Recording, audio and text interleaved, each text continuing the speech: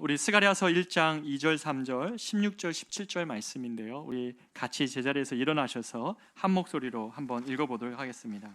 스가랴 1장 2절, 3절, 16절, 17절 말씀입니다. 2절, 3절입니다. 여호와가 너희의 조상, 같이 읽겠습니다. 시작. 여호와가 너희의 조상들에게 심히 진노하였느니라.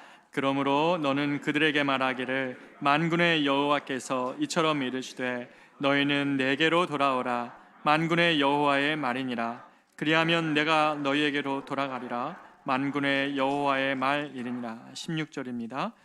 그러므로 여호와가 이처럼 말하노라. 내가 불쌍히 여김으로 예루살렘에 돌아왔은즉 내 집이 그 가운데 건축되리니 예루살렘 위에 먹줄이 쳐지리라. 만군의 여호와의 말이니라. 그가 다시 외쳐 이르기를 만군의 여호와의 말씀에 나의 성읍들이 넘치도록 다시 풍부할 것이라. 여호와가 다시 시온을 위로하며 다시 예루살렘을 택하리라 하라 하니라. 아멘. 자리에 앉겠습니다. 저희가 지난 한 주 말씀을 묵상했던 이 스가랴는 원래는 14장의 말씀으로 되어져 있습니다. 근데 우리가 묵상한 것은 8장까지밖에 하지는 않았어요. 이 8장까지가 주제가 뭐냐면 회복에 관한 것입니다. 회복을 어떻게 시작하는 것인가? 교회가 이 땅 가운데 지탄이 아니라, 지탄의 대상이 되는 것이 아니라 사랑을 받고 또 이 시대를 견인할 수 있는 그 영적인 거룩함을 회복하는 그 회복은 어떻게 일어나는 것인가에 관한 내용이 이 스가랴서 말씀입니다. 이것은 당시에 이스라엘 백성들이 처했던 상황과 맞닿아져 있습니다. 역사적 배경은 뭐냐면 이 공동체가 지금 하나님의 백성인 줄을 알고 살다가 자만했고 거짓말이 그들 안에 팽배해지고 그들이 이 세상의 악을 닮아가고 있는 그때에 하나님이 그들을 심판하시죠. 그리고 바벨론의 70년간의 포로의 시간을 그들에게 주십니다. 그리고 나서 이 백성이 돌아옵니다. 돌아올 때 마음이 어떨까요? 여러분, 이제 이들이 해야 되는 일들은 과거를 반성해보고, 그리고 어디서부터 우리가 잘못되었는지, 어디서 이들이 하나님의 백성된 그 일들을, 또 그 모습을 잃어버렸는지 반성하고 돌아오는 모습이어야 될 것입니다. 그래서 사실 이 바벨론에 많이 여전히 남아있는 사람들이 있지만 첫 번째로 돌아온 사람들은 이 열망이 가득한 사람들이었습니다. 이 첫 번째 공동체가 오면서 그들이 제일 먼저 성전을 재건하죠. 성전을 재건한다는 것은 무슨 교회부터 짓자 이런 의미가 아닌 거죠. 그들의 신앙을 회복을 해서 그들이 처음에 하나님 앞에서 부르심 받은 그대로 하나님의 백성으로 이 땅에 복을 흘려보내는, 정말 이 땅에 빛이 되어주고 이 땅을 견인할 수 있는 그 영적인 능력과 지도력을 다시 회복하는 것, 그것이 이들의 목적이었기 때문에 성전을 먼저 재건을 하려고 합니다. 그런데 이들이 겪고 있는 현실은 만만치가 않아요. 여러분, 오늘날의 시대도 마찬가지 아닙니까? 그냥 돈이 있어서 건물을 짓는 건 어렵지 않습니다. 그러나 교회가 진짜 교회로 이 땅 가운데 회복이 되는 것은 쉬운 일이 아닙니다. 이들이 지금 세우려고 하는 이 교회가, 이 성전은 사실은 그 이전에 솔로몬 성전이 무너졌던 것이잖아요. 70년 전에 그들이 세웠던 70년 전에 무너졌던 그 성전은 다윗이 금과 은과 노스로 각종 좋은 재료로 백향목으로 가장 최고의 기술자 히람의 손에 의해서 만들어진 것이 솔로몬 성전이었는데, 그러면 뭐합니까? 영광으로 임재했던 하나님의 임재가 성전에서 떠나버리고 그들은 교회답지 않았고 하나님의 백성답지 않았고 말씀대로 살지 않았고 이 세상의 악함을 그대로 닮아가고 있었던 백성이었습니다. 그래서 하나님이 그것을 무너뜨려 버리신 것이죠. 자, 그러면 그들이 돌아가야 될 곳은 어디입니까? 옛날 영광입니까? 멋지고 크고 화려한 그런 건물 짓는 것이 그들의 목적이어야 될까요? 그들이 70년의 고통을 받은 다음에 고작 깨달은 것이 옛날 성전을 복귀하면 하나님은 이들에게 이 고통을 주신 이유가 없는 것이죠. 하나님은 이들에게 성전을 재건하라고 말씀하시면서 그 옛날로 회개하는 것이 회복이 아니고 정말 회복해야 되는 것은 하나님 자신이라고 얘기합니다. 그들은 옛날 과거로 돌아가고 싶어 했지만 너희는 내게로 돌아오라고, 나에게로 돌아오는 것이 회복이라고 말씀하시는 것이죠. 1장 2절 3절을 같이 한번 읽어보겠습니다. 시작. 여호와가 너희의 조상들에게 심히 진노하였느니라. 그러므로 너는 그들에게 말하기를 만군의 여호와께서 이처럼 이르시되 너희는 내게로 돌아오라. 만군의 여호와의 말이니라. 그리하면 내가 너희에게로 돌아가리라. 만군의 여호와의 말이니라. 사랑하는 여러분, 어디로 돌아가는 게 회복입니까? 여호와께로 돌아가는 것, 주님께로 돌아가는 것.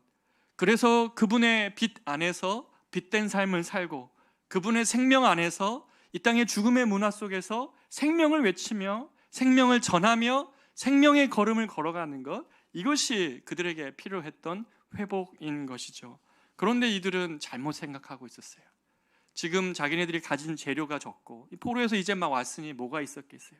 옛 영광스러운 성전을 다시 재건할 능력이 그들에게 없었는데, 그럼에도 불구하고 그들이 자꾸 옛날하고 비교하는 거예요. 옛날로 돌아가야 된다고, 옛날로. 근데 주님은 아니라고. 거기가 너희들의 돌아갈 지점이 아니라 나에게로 돌아오는 것. 좀 부족하면 어떠냐? 성전의 재료가 좀 약하면 어떻고 움막이면 어떠냐? 너희들이 내게로 돌아오는 것. 주의 말씀을 듣고 하나님 말씀대로 살아가는 하나님의 백성들이 이 땅에 다시 세워지는 것, 그것이 회복이라고 말씀하시고 계시는 것이죠. 자꾸 과거의 영화로운 것들을 꿈꾸는 것, 사실 우리 성도들 중에도 있을 수 있으실 것 같아요. 옛날에 과거를 자꾸 회상하는 것이 우리 성도의 신앙의 모습은 건강하지 않습니다. 주님은 그렇게 말씀하시지 않거든요. 과거의 화려함 속에 혹시 지금 무너져 있는 현실이 하나님이 우리들 사랑하시기 때문에 주님에서 떠나는 그 삶을 방치하지 않으시고, 우리가 만약에 하나님의 어떤 시험이나 하나님의 어떤 우리가 낮아지게 하시는 일 가운데 우리가 있다면, 지금 우리가 회복해야 될 것은 과거를 회복이 아니라 지금 여기서 주님과 함께 다시 시작하는 것이죠. 그래서 하나님은 8장 14절 15절에서 스가랴 이렇게 이야기를 하십니다. 같이 읽습니다. 시작. 만군의 여호와가 이같이 말하노라. 너희 조상들이 나를 경노하게 하였을 때에 내가 그들에게 재앙을 내리기로 뜻하고 뉘우치지 아니하였으나 이제 내가 다시 예루살렘과 유다 족속에게 은혜를 베풀기로 뜻하였나니 너희는 두려워하지 말지니라. 아멘, 아멘. 주님 뭐라고 말씀하십니까? 과거로 돌아가는 것이 아니라 이제 내가 다시 무슨 말이냐면 여기에서 지금 다시 시작하자는 거예요. 무너졌던 그곳, 그리고 그들이 보고 있는 지금 자그마한 현실, 부족한 현실, 무너져버린 현실이지만 지금 여기서 내가 너와 함께 다시 시작할 수 있으니 우리가 이 안에서 회복을 꿈꾸자고 말씀하시는 것이죠. 이건 우리 인생에도 마찬가지입니다. 하나님은 과거를 바라보는 그리스도인들이 아니라 지금의 현실이 어떻든지 간에 지금 여기서 내 인생을 다시금 새로운 인생으로, 이 땅의 교회를 다시금 하나님의 백성으로 회복시키실 수 있는 주님의 그 부르심에 응답하는 자들, 그리고 그것에 믿고 나아가는 사람들과 함께 그 회복을 일으키실 하나님이세요. 저는 정말 여러 번 말씀드렸지만 서울역에서 그 노숙자 하시는 분들, 노숙하시는 분들을 보면서 정말 많이 느꼈어요. 과거의 영광을 다시 되찾고자 그것을 돌아갈 수 없으니까 세상을 향해서 등을 돌리고 그곳에서 술과 정말 귀를 막고 그렇게 살아가시는 그분들에게 과거로의 회개가 그들에게 회복이 아니었어요.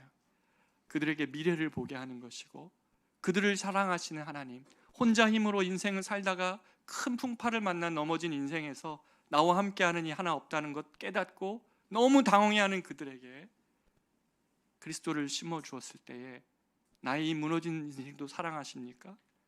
내가 이렇게 잘못했는데도 나를 사랑하시는 분이 계시다고요?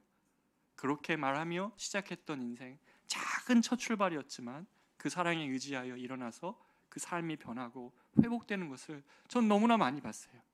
그렇기 때문에 주님은 우리가 여전히 과거로 돌아가려고 하는 것, 그곳에 우리에게 원하시는 바가 아니라 내가 무너진 현실이 무엇인가 있다면 지금 여기서 우리와 함께 다시 시작하기를 원하시는 주님이신 것이죠. 그럴 때 이 이스라엘 백성들을 회복시키실 때 하나님은 그들에게 첫 번째 스가랴 환상을 보여주십니다. 그 스가랴 첫 번째 환상이 무엇입니까? 스가랴 1장 8절인데요. 같이 한번 읽어보겠습니다. 시작. 내가 밤에 보니 한 사람이 붉은 말을 타고 골짜기 속 화석류 나무 사이에 섰고 그 뒤에는 붉은 말과 자줏빛 말과 백마가 있기로. 이게 무슨 말입니까? 이 스가랴가 환상을 본다는 의미는 8가지 환상이 이 본문 안에 나오는데 이스라엘 백성들을 어떻게 회복하실 것인가에 대한 내용이었어요. 사랑하는 여러분, 이 여기에 나오는 보면 스가랴가 밤에 한 환상을 보는데 그 환상의 내용이 뭐냐면 화석류 나무, 골짜기에 있는 화석류 나무 한복판에 그 가운데에 여호와의 사자가 서 있는 모습이에요. 이게 무슨 말입니까, 목사님? 물으실 수 있을 것 같아요. 지난 첫 번째 주에 첫날 이걸 나눴는데 이건 뭐냐면 화석류 나무는 뭐냐면 당시에 우리나라에는 없죠. 근데 팔레스타인 쪽에서 자라는 나무인데 이게 되게 특이한 나무예요. 상처가 나면 날수록 향기가 나는 나무예요. 저희 딸이 집에 제가 이 말씀을 전하고 난 다음에 집에 가서 이렇게 인터넷을 찾았더라고요. 아빠 화석류 나무가 어떤 나무인 줄 알아? 그래서 알긴 알지. 내가 설교했는데. 그랬는데 아빠 그거 알았어? 이스라엘 사람들이 신발 밑에다가 화석류 나무를 넣었대요. 냄새가 없어지라고. 그 향기가 나라고. 그런 나무예요. 이 화석류 나무가 그런 나무인데 그 화석류 나무가 지금 골짜기에 들어가 있어요. 근데 그 화석류 나무는 껍질이 있을 때보다 상처가 나면 더 향기가 나요. 이게 무슨 말이냐면 이스라엘 백성들이 지금 열강에 의해서 계속 페르시아와 바벨론과 페르시아와 그 다음에 마케도니아와 로마에 이어서 계속 노예살이를 하잖아요. 이 고통받는, 열국에 의해서 고통받는 정말 작은 나라가 이 이스라엘이었는데 하나님은 그들에게 이렇게 얘기하시죠. 하나님을 떠나 있어서 세상을 제국하고 호령하는 것 같은 바벨론에 의해서 고통받고 있는 너희들 같지만 내가 지금 너희들과 함께 하고 있다. 세상 가운데 바벨론이 제국이 세상을 다스리는 것 같지만 하나님은 하나님 백성들의 고통받는 하나님의 백성들 가운데 함께 서가고 계세요. 하나님이 만약에 그런 분이시라면 어떨까요? 능력 있고 힘 있고 도덕과는 상관없고 그냥 가장 강력한 힘을 가진 편에 서서 그와 함께 일하시는 것이 아니라 가장 연약해 보이고 상처 입고 어려웠던 이 백성들과 함께 그들 가운데 서 계세요. 그런데 하나님이 그들 가운데 서 계시는 것이 단순히 위로가 아니라 내가 너와 함께 이 땅 가운데서 하나님의 백성으로 이 땅을 살리고 회복하는 일에 너희와 함께 하고 싶다. 그렇게 말씀하시는 것이죠. 환상을 다 이걸 설명하기는 어렵지만 여기에 나오는 여호와의 사자가 뒤에 있는 세 말이 같이 등장하는데 붉은 말, 자줏빛 말, 백마가 뒤에 나옵니다. 이 세 말에게 여호와 사자가 얘기해요. 세상을 두루다녀 보라고. 세상이 어떠한지. 그랬더니 이 말들이 가서 다 보고 와서 보고를 하기를 뭐라고 보고하냐면 세상이 평안하다 이렇게 얘기를 합니다. 그런데 이 평안은 잘못되고 위장되고 위험한 평화예요. 세상이 가지고 있는, 여러분 한번 보십시오. 세상이 안전할 수 있습니까? 지금 세상이 안전합니까? 우리 아까 손 권사님 기도하셨던 것처럼 정말 이 땅은, 우리나라는 제가 외국에서 잠깐 있을 때 느끼는 거지만 미국 친구들이 늘 물어봐요. 안 무서워? 국경을 두고 바로 수많은 미사일이 대치하고 있는 그 상황이 안 무섭냐는 거예요. 저는 그게 무슨 말인가 했어요. 처음에 외국인들이 보기에는 그런 상황이죠. 우리는 별로 느끼지 않죠. 지금 미사일이 저쪽에 떨어진다고 해도, 여러분 이것 때문에 밤잠 못 자시는 분들 계세요? 근데 사실은 위험한 상황이거든요. 이 땅에 얼마나 안전함이 없습니까? 우리의 삶의 안전함의 기반을 무너뜨릴 수 있는 것들이 너무너무 많은 시대입니다. 그런데 주님이 말하죠. 세상의 평화는 안전한 평화가 아니고 위장된 평화이다. 진짜 세상을 다스리고 세상을 움직이시는 분은 한 분 하나님이신데 그 하나님이 지금 이스라엘과, 그 연약한 이스라엘과 함께하고 있다는 것이에요. 저는 이 본문을 이렇게 보고 싶습니다. 사랑하는 여러분, 하나님은 세상을 탓하지 않으세요. 이 땅이 만약에 황폐해지고 어려워지고 이 땅이 정말 더 죄로 관영해지고 있을 때에 이 땅을 하나님 탓하시는 것이 아니라 하나님은 우리들에게 물어보실 거예요. 교회가 과연 그 하나님 편에 서서 하나님과 함께 하나님 이 땅을 향하여서 복음을, 또 이 땅의 생명을, 이 땅의 빛을, 이 땅의 정말 모든 죽어가는 것들에게 생명을 불어넣을 수 있는 그 거룩함의 능력들을 교회가 회복할 수 있는 것이냐, 그것을 물어보신다는 것이죠. 그렇기 때문에 저는 하나님은 그리스도인들과 함께하고 계세요. 여러분, 이것을 정말 마음에 새겼으면 좋겠어요. 화석류 나무처럼 작고 연약하고 상처가 나도 하나님이 세상 바벨론과 함께 일하시는 것이 아니라 부족하고 연약하지만 나와 함께 하기를 원하세요. 우리 가운데 서 있기를 원하세요. 우리 가운데 함께 이 땅에서 다시 한번 하나님의 빛을 드러내는 것을 원하신다는 것이죠. 저는 이 말씀을 보면서 그런 생각을 좀 해보았습니다. 하나님의 교회가 이 땅에 큰 교회도 있고 연약한 교회도 많이 있고 큰 일들을 이루는 사람도 있고, 그러나 소소하게 살아가는 분들도 많이 있으세요. 그런데 우리가 만약에 믿음이 주님은 크고 강력하고 정말 멋지고 화려한 일들만 주님의 일이고, 저기 작은 곳에서 조용하게 아무도 모르는 곳에서 주님을 위해서 살아가고 이 땅에 그 생명을 불어넣기 위해 살아가는 이들의 그 수고를 주님이 만약에 모르신다면 그분은 하나님이 아니시겠죠. 저는 예전에 개척교회 세미나를 한번 간 적이 있는데요, 개척교회 세미나를 가니까 우리 목사님들이 어떤 분들이시냐면 정말 한 시골에서 4분, 5분 성도님들과 같이 예배 드리세요. 그리고 그분들을 돕기 위해서 그 열악한 환경 속에서도 최선을 다하는 목사님들이 다 오셨는데, 그 강사 목사님이 그런 얘기를 하시는 거예요. 여러분, 교회의 사이즈와 크기가 하나님의 일을 감당하고 있다고 말할 수 없습니다. 모든 교회는 하나님의 교회입니다 라고 말하는 거예요. 에베소에 있는 하나님의 교회, 고린도에 있는 하나님의 교회, 사이즈와 크기가 아니라 모든 교회는 주님의 일을 감당하고 있는 것입니다 라고 말을 할 때 목사님들보다 그 옆에 있는 사모님들이 펑펑 우시더라고요. 펑펑 우시면서 사이즈와 크기로 멋지고 화려한 것으로 주님의 일을 평가하려고 하는 이 세상의 물량주의에 우리도 다 잠식되어 있어서 성도의 교회의 삶이 이 땅에 후미지고 약하고 연약 같은 것들을, 그런 존재들을 품지 못한 채 크기와 물량주의와 이런 것으로 교회가 닮아가고 있는 이 땅의 현실 속에서 작고 연약한 것들과 함께 주의 나라를 이룰 수 있는 이 일을 주님이 기획하고 그들과 함께 계신다는 사실이 그분들의 마음을 벅차오르게 했던 것을 기억합니다. 사랑하는 여러분, 괜찮습니다.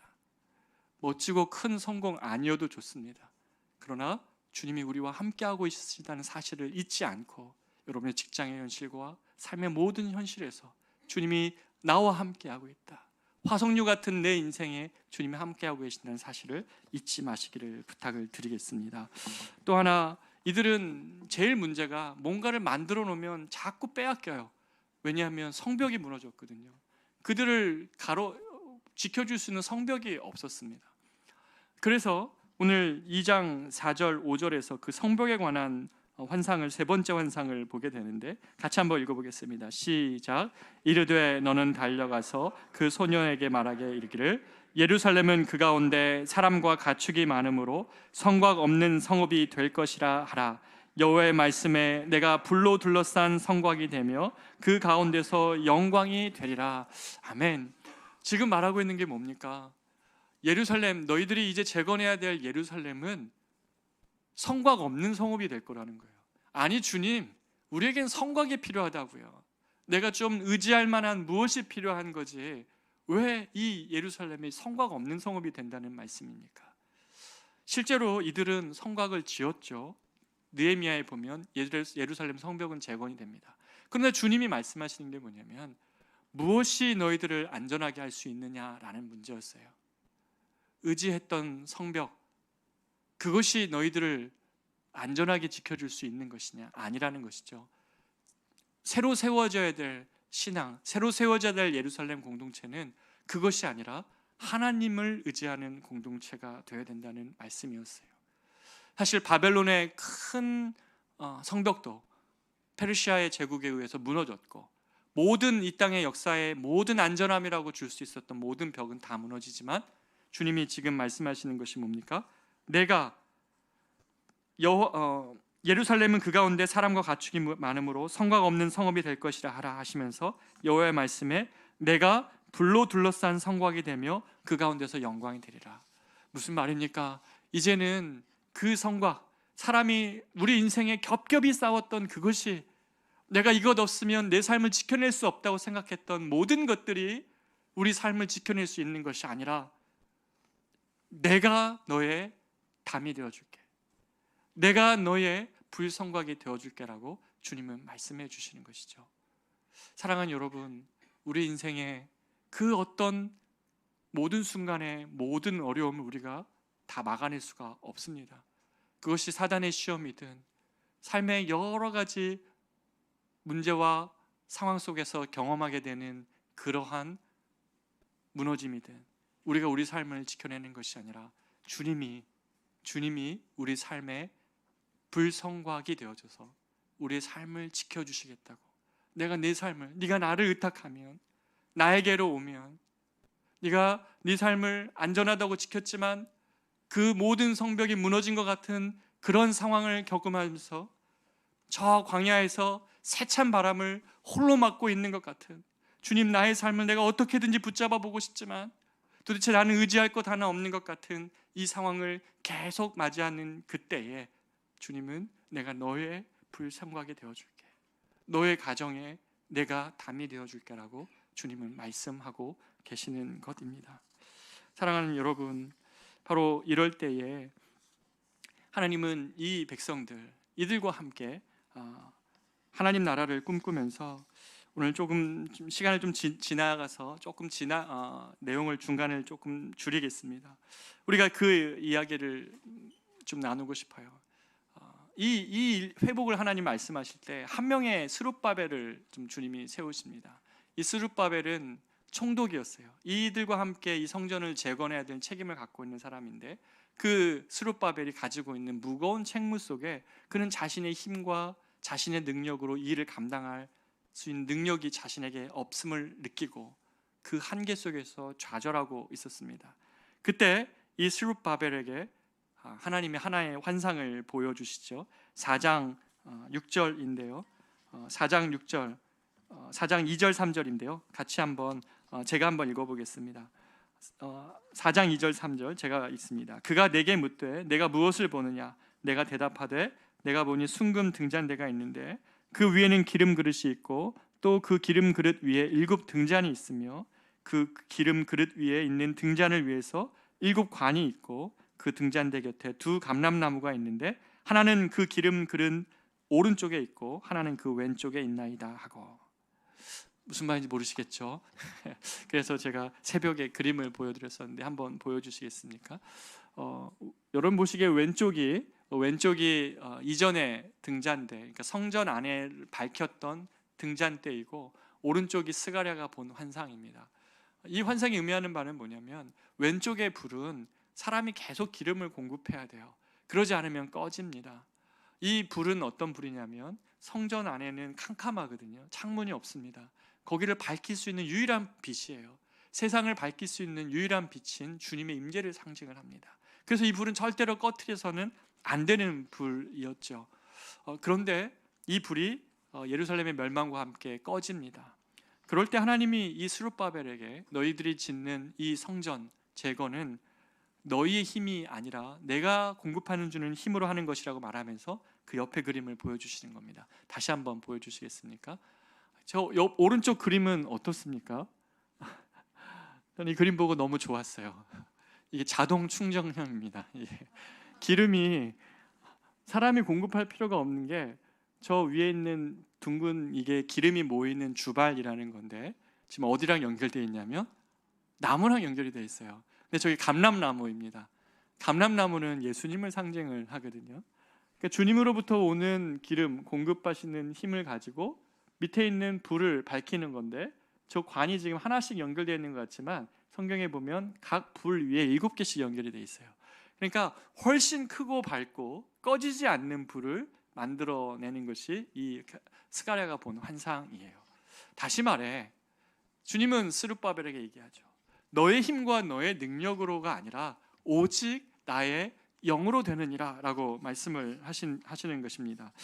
이게 4장 6절인데요 4장 6절을 같이 한번 읽어보겠습니다. 시작. 그가 내게 대답하여 이르되 여호와께서 스룹바벨에게 하신 말씀이 이러하니라. 만군의 여호와께서 말씀하시되 이는 힘으로 되지 아니하며 능력으로 되지 아니하고 오직 나의 영으로 되느니라. 아멘.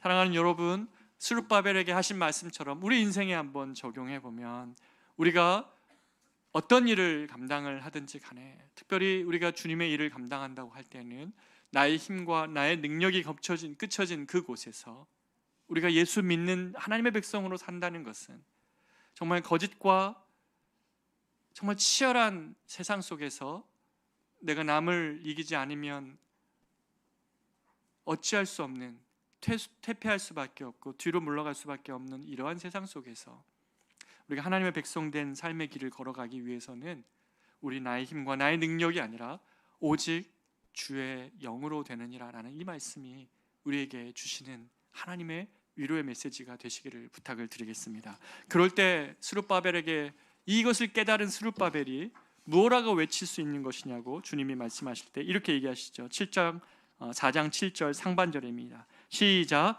큰 산아 내가 무엇이냐? 내가 스룹바벨 앞에서 평지가 되리라. 그전에는 문제처럼 그 삶을 가로막았고 절대로 해결할 수 없을 것 같았던 그것이, 그 문제가 큰 산같이 그 앞을 가로막던 그 문제가 자기 힘으로면 그 산을 옮기기를 너무 버거웠고 자기 힘과 능력으로는 그 산을 옮길 수 있는 능력이 없었지만 오직 주의 영으로 주님께 기도하며 맡겨드리며 나아갈 때에 큰 산아 네가 스룹바벨 앞에서 평지가 되리라. 큰 산아 도저히 해결할 수 없었던 문제였던 그 상황이 네가 스룹바벨 앞에서 평지가 되리라. 이것이 주님의 약속이었던 것이죠. 오직 너의 힘과 너의 능력이 아니라 나의 영으로 이 일을 감당하라고 주님은 말씀하십니다. 우리 그분을 한번 의지했으면 좋겠어요. 교회가 자신의 힘과 자신의 능력으로 세상을 섬기는 것이 아니라 주님이 주시는 성령의 능력으로 섬길 때야만 교회가 세상에 힘 있는 존재로 드러나는 것이 아니라 예수를 의지하는 존재로 세상에 드러나는 것이죠. 그렇기 때문에 사람의 힘과 능력과 물량으로 세상을 섬기는 것이 아니라 주의 성령을 의지하여 좁은 길도 갈 수 있고 내어주는 길도 갈 수 있고 주님처럼 세상을 살리는 길로 갈 수 있는 그 선택을 할 수 있는 것이 바로 이 성령에 의지한 것입니다. 사랑하는 여러분, 오늘 나눠야 될 말씀이 많지만 짧게 나누고 마치도록 하겠습니다. 마지막으로 우리가 살펴보았던 6번째, 7번째 환상은 뭐였냐면 바로 두루마리 환상과 에바의 환상이었어요. 내용은 무엇이냐면 하늘에 오늘날로 말하면 성경이고 당시로 말하면 율법책이 굉장히 큰 형태로 세상을 날아다니는 환상이었어요.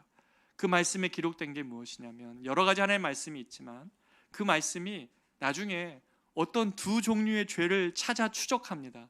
그 죄가 무엇입니까? 그 죄는 거짓말하는 것이죠.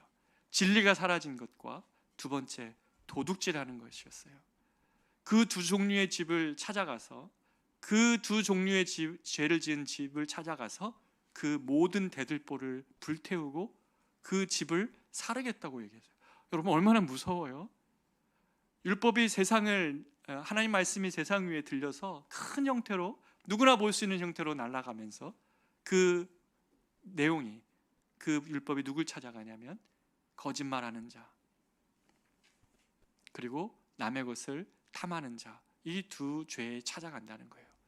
저는 이 말씀이 오늘날 시대에 우리를 향한 경종의 말씀이 되기를 바랍니다. 우리가 하나님을 신뢰하지 않으면 우리도 남을 속일 수밖에 없고, 그리고 남의 것을 빼앗지 않으면 내 것을 채울 수 없는 그런 인생으로 될 수밖에 없는 것이 우리의 인생이죠. 성경은 말합니다. 하나님의 부요함 속에 우리가 있으면 우리가 돈이 많아서 돈이 없어서가 아니라 하나님의 부요하심 때문에, 주님의 부요하심을 알기 때문에 자기의 그 삶의 모습이 나누는 삶이 되고, 진실을 추구하는 삶, 진실을 말하고 진실을 추구하는 삶이 된다는 것이죠. 제가 말씀드리지 않았습니까? 제가 군 생활할 때 섬에 있었는데, 그 섬에서 정말 이 구멍가게라고 딱 하나 있었고, 섬에서 들어와 있다고 초코파이는 왜 이렇게 비쌉니까? 그래서 군에 그 나오는 봉급으로는 도대체 사 먹기가 어려운, 저희가 PX가 없었거든요. 근데 우리 할머니 한 분이 그래서 섬에 들어와, 그러니까 도시에서 섬에 와가지고 군생활하면서 그래도 신앙생활 하려고 하는 저를 보면서 낮에 가서 조개를 막 캐시고, 그 하루 종일 캔 조개가 한 15,000원, 20,000원 정도 되는 비용이었는데, 그렇게 얻으신 것 중에 일부를 가지고 저에게 오셔서 무심코 이렇게 초코파이를 던지고 가시는데, 아이고, 제가 정말 그 초코파이의 맛은 잊을 수가 없습니다. 세상에서 제일 맛있는 초코파이였어요. 왜 그래요? 그분이 부자여서요? 아니에요. 마음이 부자면 나눌 수 있어요. 거짓말하지 않고 정직한 길을 가는 거는 우리가 주님 때문에 그럴 수 있는 거예요. 속이면 더 얻을 수 있는 것 아닙니까? 식당을 하시는 분들 제가 물어보니까요, 원산지 표시 이렇게 조금만 잘못하면 얻을 수 있는 유익이 더 많다는 것 아신대요. 순간순간 유혹이 된대요. 아이의 학비를 위해서 내가 이거 좀 해볼까? 이거 바꿔볼까? 제 가까운 지인이 그런 일을 똑같이 하면서 이야기를 하더라고요. 그런데 정직의 길을 갈 수 있는 것 뭡니까? 남의 것을 탐하지 않을 수 있는 것, 길을 갈 수 있는 것 뭡니까?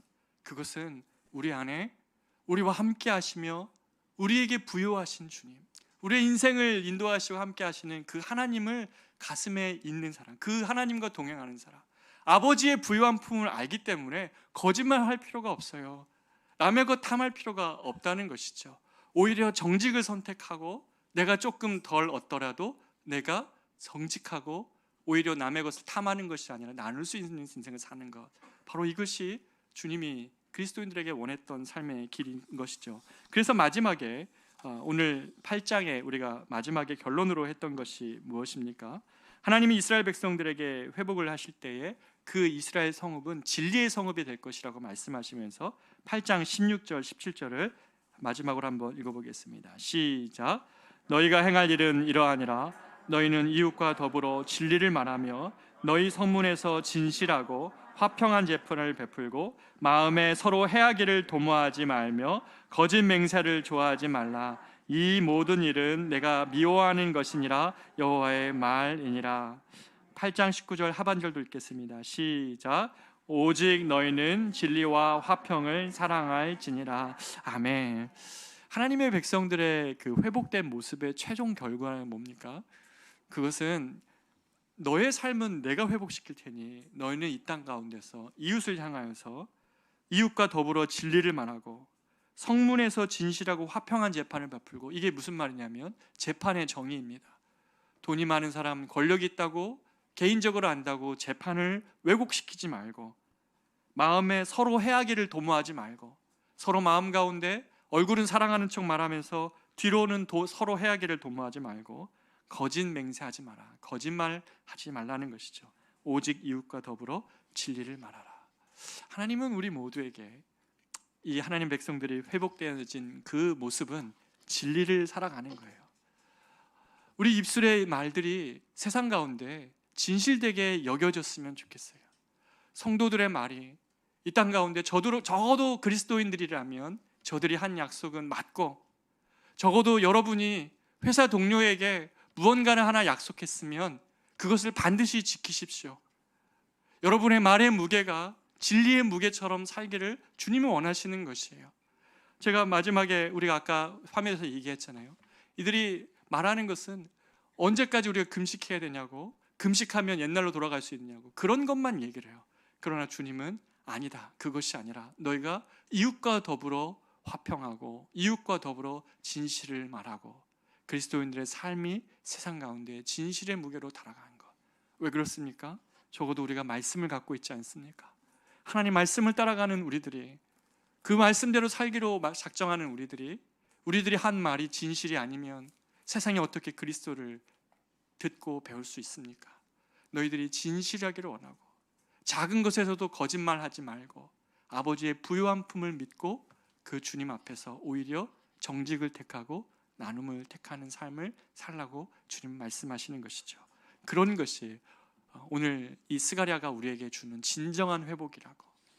건물 멋있고 화려한 것, 그것 짓는 것, 더 이상 그런 교회로 가는 것이 우리의 회복이 아니라 진짜 교회 공동체가 진실된 삶을 살아가는 자들과 또 이 땅 가운데 깨어진 틈에 서서 화평을 이루어내는 삶, 이 진리와 화평을 사랑할지니라.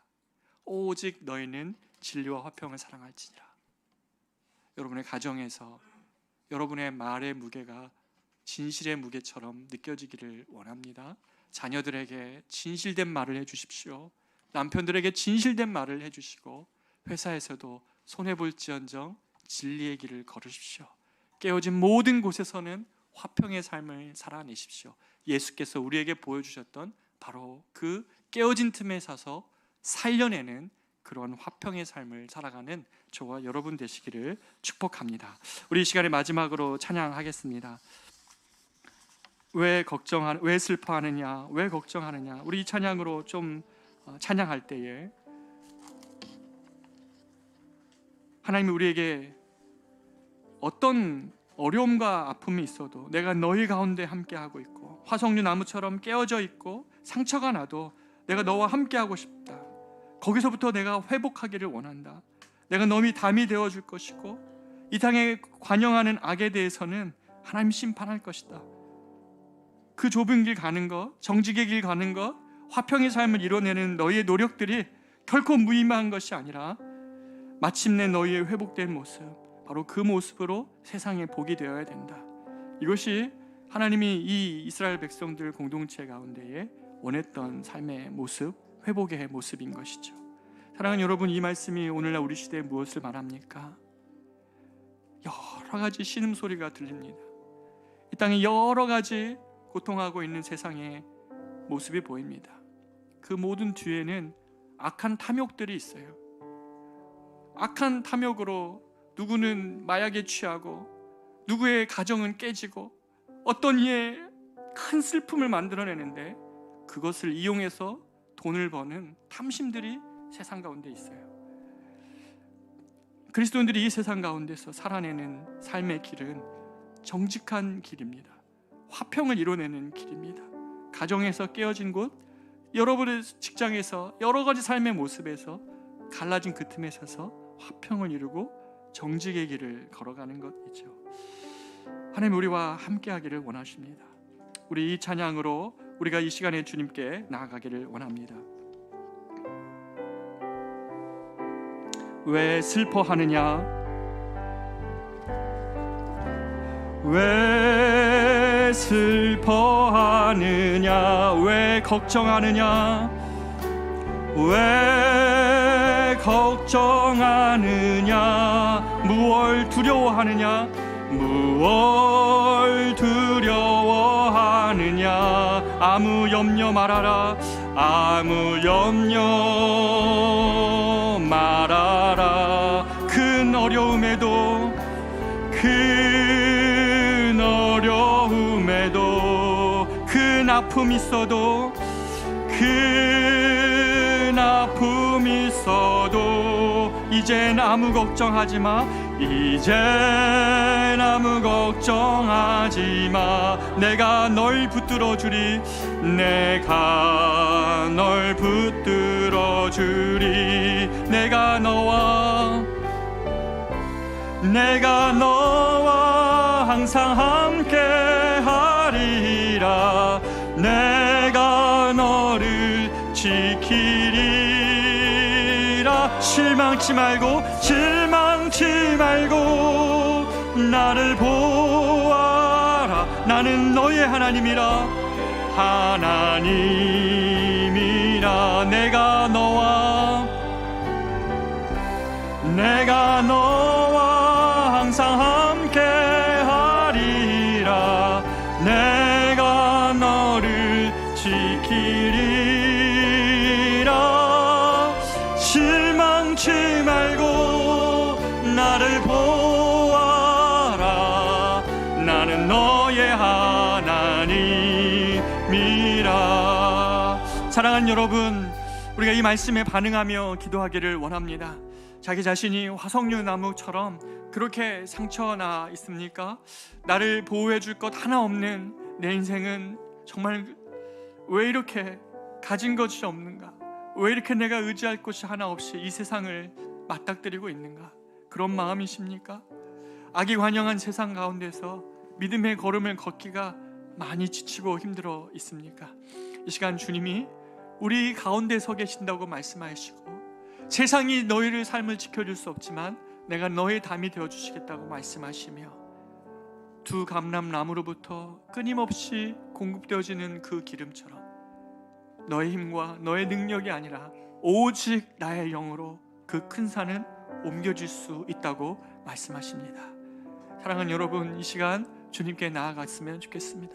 아빠 없는 자처럼, 또는 내가 의지할 수 없는 것처럼, 내가 늘 남의 것을 빼앗는 것 같고 은근슬쩍 거짓을 이야기하고 은근슬쩍 위험을 묘면하기 위해서 내가 정직의 길보다 거짓의 길을 택했거나 남이 알지 못하는, 그러나 내가 내 마음에 있는 탐심으로 살아왔다 하면, 이제는 하나님, 내가 부여하신 주님을 의지하며 정직과 화평의 길로 걸어가기를 원합니다. 우리가 이 기도의 제목 여러분 각자에게 적용하시면서 이 시간에 같이 한번 마지막으로 기도하도록 하겠습니다. 기도합니다. 존귀하신 아버지 하나님, 그렇습니다. 하나님, 교회가 하나님 회복되어져야 되는 모습이, 하나님 아버지 화려한 성전, 멋진 건물, 옛날의 영광이 아니라, 아버지 하나님, 이제는 오늘날 우리 이 시대 가운데서 아버지 하나님, 오히려 정직하고 화평을 이루어내는 삶, 모든 다툼과 아픔의 자리에서 새로운 길들을 말해주고 용서의 길을 말해주고 하나님 품어주는 길을 말해주고, 그러나 하나님 공의롭고 정직한 삶을 선택하는 것, 아버지 하나님, 이것이 교회 하나님 회복되어져야 될 진정한 모습이라고 주님 말씀해 주십니다. 오 사랑하는 주님, 우리 성도들 중에 아버지 하나님, 이 화석류 나무처럼 상처 있는 자들 있습니까? 담이 없다고, 왜 나는 이렇게 내 삶을, 세상에 이 찬 바람을 그대로 만든 삶을 사냐고 아버지 그렇게 말하는 자들 있습니까? 주님은 나의 아픔 가운데 어디 계셨냐고 말하는 아버지 그러한 마음에 어려움이 있습니까? 오 하나님 아버지, 저들이 전심으로 주님께 나아가게 하여 주시옵소서. 내가 너희 가운데 함께 있고 내가 너희 가운데 서 있으며 너희 가운데 교회가 회복되어지고 하나님의 백성들이 회복되어질 때 이 땅에 정직과 지못한 것과 거짓과 탐욕으로 물들어진 이 세상 속에서 삶의 길과 생명의 길을 만들어낼 수 있다는 것, 이 교회가 다시 한번, 이 땅의 교회가 다시 한번 살아나고 이 하나님의 진정한 백성으로 살아나는 이 일에 하나님 우리 커맨시 교회와 우리 모든 성도들의 삶이 하나님 그렇게 쓰임받을 수 있도록, 그렇게 회복시켜 줄 수 있는 하나님의 은혜를 경험할 수 있도록 인도하여 주시옵소서. 저들의 눈물을 닦아주십시오. 저들의 신랑을 닦아주시고 하나님과 함께 하시는 하나님 그 주님을 바라볼 수 있도록 인도하여 주시옵소서. 주님, 내가 너와 항상 함께 하리라. 내가 너와 항상 함께 하리라. 내가 너를 지키리라. 실망치 말고 나를 보아라. 나는 너의 하나님이라.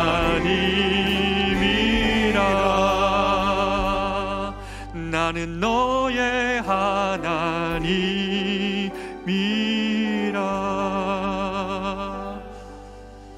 존귀하신 하나님 아버지, 지난 한 주간 우리는 회복을 위하여 기도했습니다.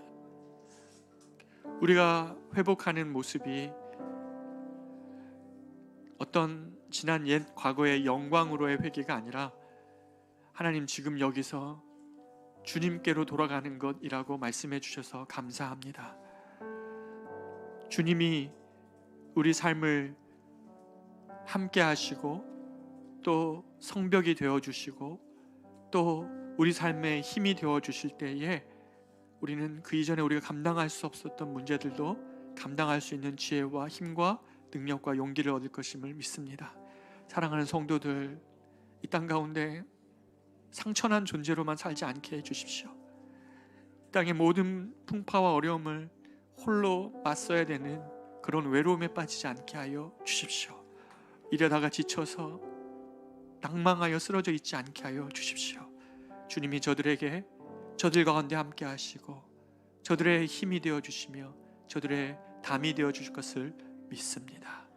믿음의 길을 걸어가는 우리의 삶에 다만 한 가지 원하시는 것, 그 정직함과 그 화평을 이루는 삶을 살아가게 하여 주셔서 이 땅에 정말 하나님의 교회들이 이 생명을 살리는 길, 정직한 길과 이 화평을 이루는 길로 나아가 하나님 다시금 저들이 성도들을 보며 교회를 보며 어떻게 하면 구원의 길로 나아갈 수 있는지 다시 묻고 8장 마지막에 나오는 것처럼 교회가 교회됨을 회복하였을 때 그들의 발을 붙잡고 너희들에게 가려면 어떻게 가야 되냐고 묻는 바로 그러한 은혜가 이 땅의 교회 가운데 다시 한번 회복되어질 수 있도록 주님 도와 주시옵소서. 그렇게 하실 주님을 기대합니다. 그렇게 우리 성도들을 교회를 29개 교회를 회복시키실 주님을 기대합니다. 이제는 우리 구주 예수 그리스도의 은혜와 하나님의 말로 다 할 수 없는 사랑하심과 성령님의 인도 보호 교통 충만하심이 아버지 세상 속에서 여전히 우리와 함께 하신 주님을 바라보며 정직과 화평의 길로 나아가기를 소망하며 하나님 이전을 떠나는 사랑하는 모든 성도들의 삶과 가정과 일터 위에 이제로부터 영원토록 함께 있을지어다. 아멘.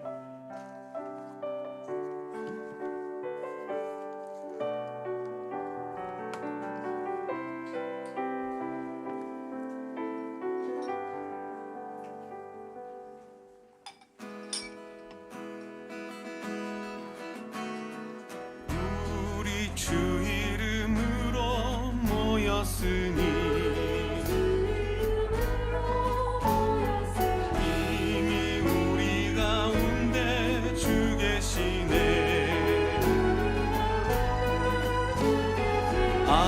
아름다우신 주 앞에 기뻐해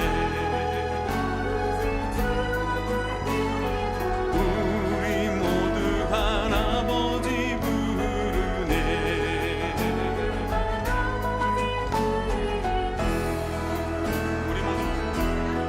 우리 모두 하늘 아버지 자녀들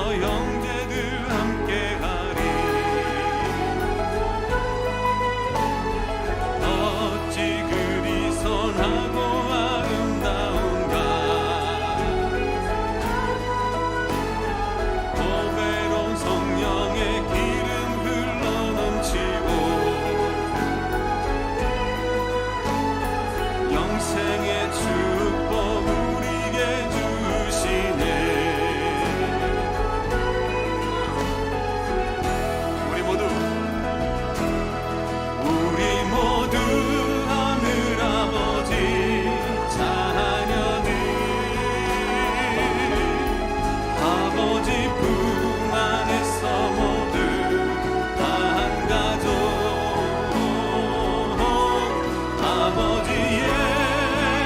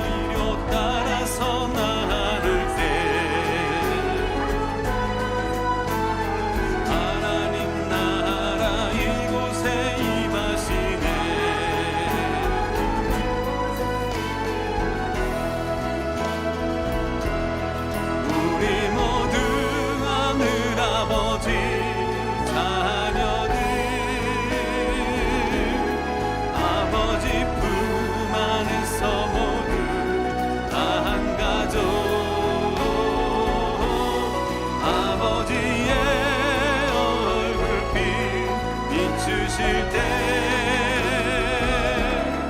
우리 안에 천국의 기쁨 넘치네. 우리 안에 천국의 기쁨